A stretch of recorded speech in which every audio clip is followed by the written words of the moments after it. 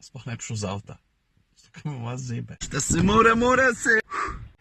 Enač, cajt za Koleosa, preden sem šel v Afriko, sem z njim naredil kupenih kilometrov, tako da mislim, da vem, o čem govorim.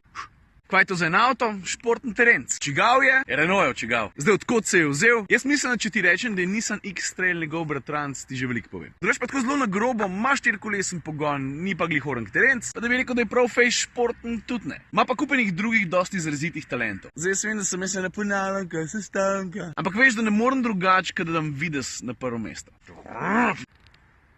Vim te prepoznavnosti, impozantnosti, vim tistega svetlobnega podpisa, v katerem zmeri trobom, ne, pač vim tega ne moramo. Renault je v tem pogledu zadnja leta v formi in te stvari treba izpostaviti. A veš, oblika je ponovadi med tistimi glavnimi krivci, ima avto dost ali pa premalo osebnosti, ne, in ta jo ima kakor češ. Počutki v kabini, kar se vide zatiče, pa tudi počutja, pa tudi zonanjosti so dobri, tako da tam zap. Vem, veliki tisti, ki ste pro, veliki tisti, ki ste kontra, me je tukaj noter lušten, jaz ne moram pomagati. Druga sladka, prostora, kakor češ, vse smeri, tukaj spredi, pa tam nazadnji. Pa ne sem to, da je kabina ogromna, tudi dostop je zaradi velikih vrat ful lahek. Pa obdobja tudi tega je velika, ampak se spomniš, ko sem delal test talismana, sem rekel, ej, super oprema, pa usne, pa to, ne, ampak tile vzglavniki so pa trdi, kot svine. In ko si dal glavo nazaj, je bilo tako neudobno. Pri tem avtu zgledajo sedeži enak, ampak mehkoba.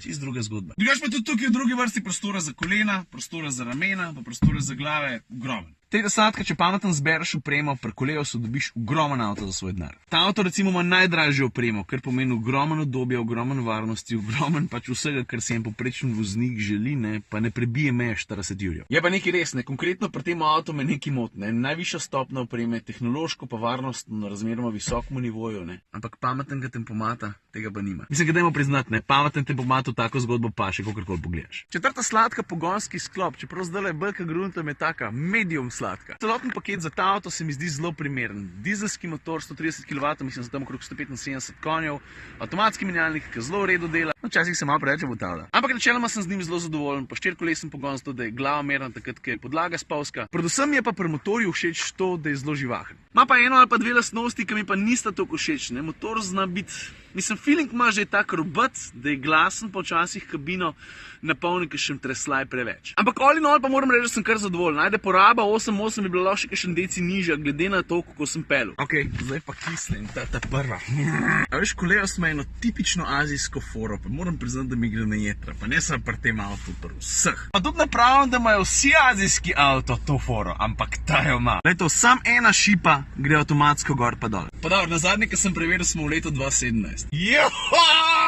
Druga kisla, zaprtljažnik. To je mogoče malo za rezervo treba vzeti, ne? 498 litrov, to sploh ni toliko malo. Ampak je pa hudič, ne? Ker vsake toliko časa pa moraš pogledati še tekmecem, ne? Cifre tam okoli 540, 550 niso neki toliko nenavadnega. Kisla numero 3, ta avto je načeloma preudoben potovalnik, karkoli drugega. Ampak zna se pa zgoditi, da podvozi v kabino kakšen bump prenese preglasno pa pretrdo. Peta sladka, Renaultu je s Koleosom uspelo narediti celostno zelo prijeten avto. In tukaj dajem poudarek na celostno. In Koleosu, mislim, Renaultu sem hvaležen, da so s tem avtom pokopali spomin na prvo generacijo, ki je bila pač milo rečeno pozabljiva. Ker nekaj tacga se pa temu možakarju nov zgodil. 100%.